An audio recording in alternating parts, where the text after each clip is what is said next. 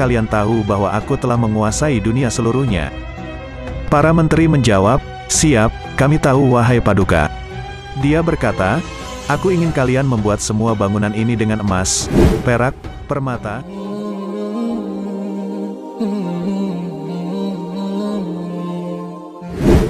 Assalamualaikum warahmatullahi wabarakatuh. Dalam sejarah tercatat bahwa dunia beberapa kali dikuasai oleh seseorang yang memiliki kekuatan dan pengaruh besar, baik ia seorang yang adil ataupun yang zalim sekalipun. Sebagian dari mereka seperti Fir'aun, Raja Namrud, Nabi Sulaiman, Zulkarnain dan dinasti-dinasti yang berkuasa pada masanya. Kali ini kita akan melihat seorang yang berkuasa yang tak tertandingi, dan memiliki silsilah sampai Nabi Nuh. Ia adalah Shaddad bin Ad bin Aus bin Arum bin Sam bin Nuh adalah salah satu tokoh yang pernah menguasai dunia. Konon Shaddad menikahi 1000 perempuan dan memiliki 4000 anak. Pakar sejarah Islam Wahab bin Munabih mengatakan bahwa Shaddad bin Ad hidup selama 1000 tahun. Riwayat lain menyebut Shaddad diberikan umur panjang yakni 1200 tahun. Ia merupakan penguasa dunia pertama setelah Nabi Nuh. Imam Al-Kisai berkata, ketika Ad mau meninggal, dia mengangkat 3 anaknya untuk menjadi penggantinya, yaitu Shaddad, Syadid, dan Arum.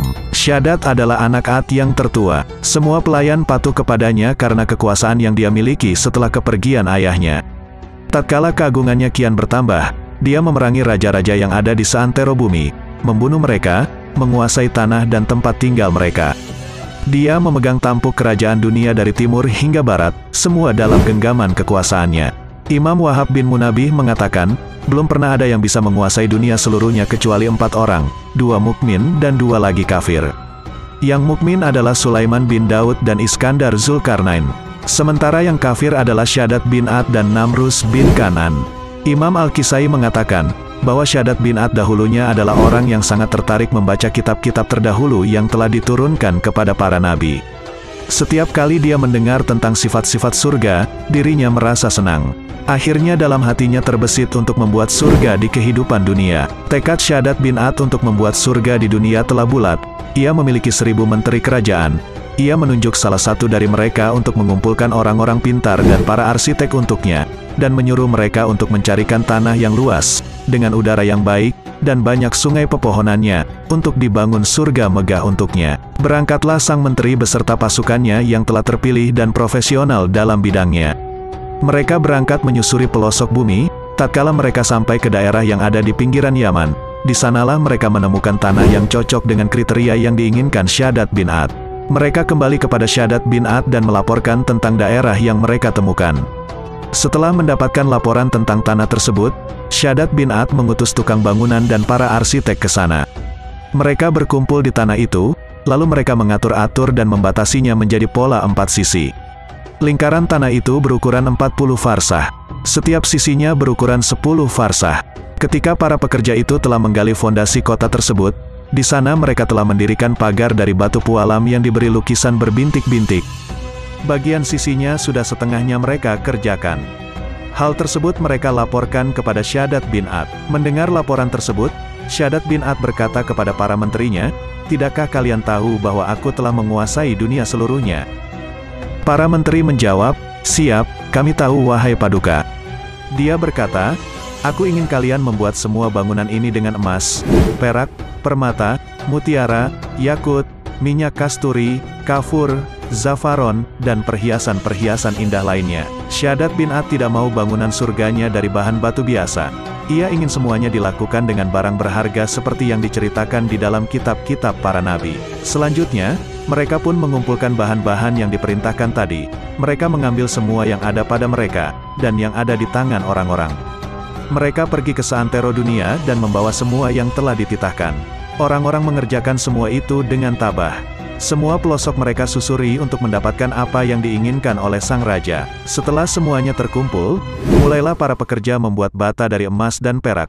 Kemudian bata-bata itu dipasangkan di atas batu pualam itu, sehingga bagian sisinya rampung dikerjakan. Setelah mereka merampungkan pembuatan pagar kota itu, mulailah di tengah-tengahnya mereka bangun gedung yang bahannya hanya terbuat dari emas dan perak.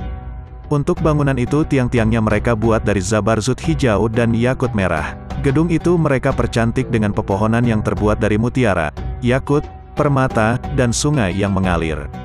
Di sekitar gedung ditebarkan minyak kasturi, anbar, dan kafur.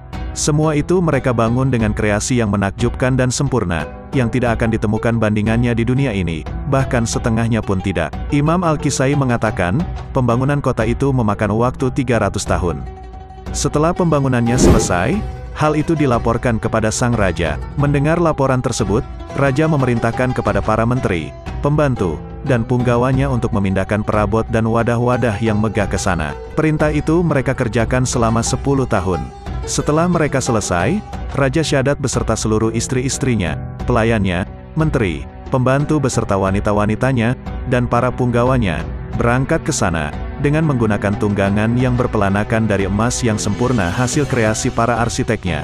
Ketika mereka sampai ke pintu kota itu, dan Syadat bin Ad ingin masuk ke kota surga terlebih dahulu, tiba-tiba ada seorang malaikat yang diutus oleh Allah menghadang Syadat bin Ad. Malaikat itu berkata, "Hai Syadat, jika engkau mengakui keesaan Allah, maka aku mempersilahkanmu untuk masuk.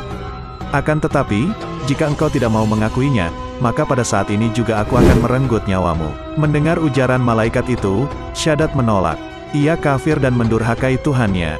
Oleh karenanya, malaikat itu berteriak kepada mereka dengan sekali teriakan saja, sehingga mereka semuanya mati. Tidak ada seorang pun dari mereka yang masuk ke kota itu. Imam Wahab bin Munabih mengatakan, di muka bumi tidak pernah ada sebuah kota yang seperti kota itu. Allah berfirman, apakah kamu tidak memperhatikan bagaimana Tuhanmu berbuat terhadap kaum Ad, yaitu penduduk Iram yang mempunyai bangunan-bangunan yang tinggi yang belum pernah dibangun seperti itu di negeri-negeri lain? Dalam hal ini para ulama berbeda pendapat. Imam As-Sadi mengatakan bahwa kota yang telah dibangun oleh Syadat bin Ad hingga saat ini masih ada. Seorang laki-laki keturunan Arab yang bernama Abdullah bin Kilabah pernah masuk ke sana. Kejadian itu terjadi pada masa kekhalifahan Muawiyah bin Abi Sufyan pada tahun 48 Hijriah. Begitulah kisah Syadat bin Ad, seorang penguasa besar yang menggunakan harta dan kekuasaannya untuk kepuasan hawa nafsu. Tetapi kekafirannya membuat semua itu tidak berguna di mata Allah. Ia dan para pengikutnya dibinasakan dengan azab yang pedih. Semoga kisah ini dapat memberikan hikmah bagi kita, dan pelajaran yang bisa dijadikan bahan renungan, bahwa semegah dan sebanyak apapun harta seorang hamba tidaklah bisa membeli rahmat Allah jika tidak dibarengi dengan ketakwaan dan rasa syukur.